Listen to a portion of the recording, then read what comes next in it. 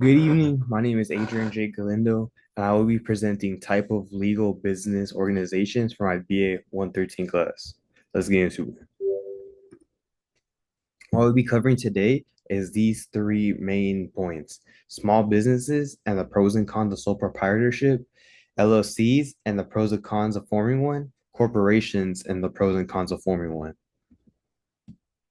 Question number one: what is considered a small business and what are the advantages and disadvantages of sole proprietorship? A small business is created for profit. It's a place of business. When it means independently owned and operated, that means it's not part of any franchise or any other corporation. It's completely independent. And this could be a sole proprietorship, a partnership, or a corporation. Sole proprietorship, some advantages and disadvantages. Some advantages of it is that it's cheap, it's easy to start, and you have full control of it because you are the sole owner.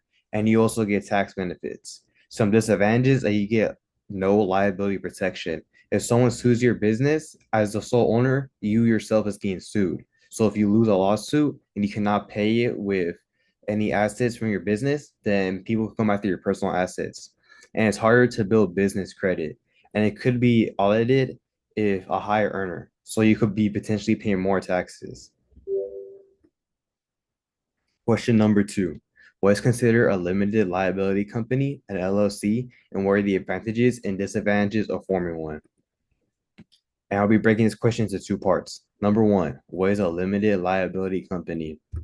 A limited liability company, aka a LLC, is a form of business entity with corporation and partnership features. And I'll be going to these features in the next slide.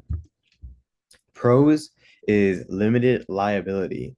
One part of this is the corporation part, and that is limited liability. If you get sued, they can only come after your corporation, not your personal assets.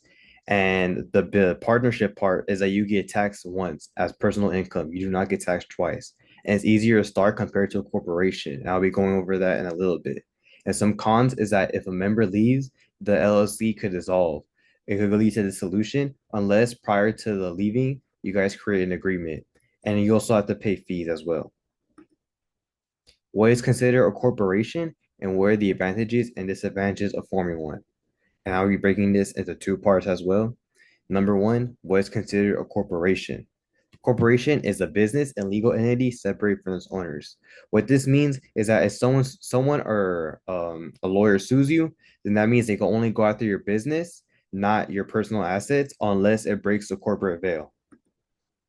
And some pros is what I described, the limited liability. And they can only go after your assets that are associated with the business, not your personal ones, unless again it breaks the corporate veil. And it's easier to gain capital compared to the other ones I mentioned. Cons is you get double tax. You get taxed as business and you get taxed during your income as well. And it's also harder to create than the ones I mentioned before. In conclusion, starting a business is possible, but just find the right option and be determined because many businesses fail due to a lot of factors, but maybe it's because they didn't choose the right one. So rather, either if it's sole proprietorship, if it's a corporation, a LLC, or a partnership, just be determined and you should be good. And these are my references. I reference the U.S. Department of State, NerdWallet, Investopedia, and Business News Daily.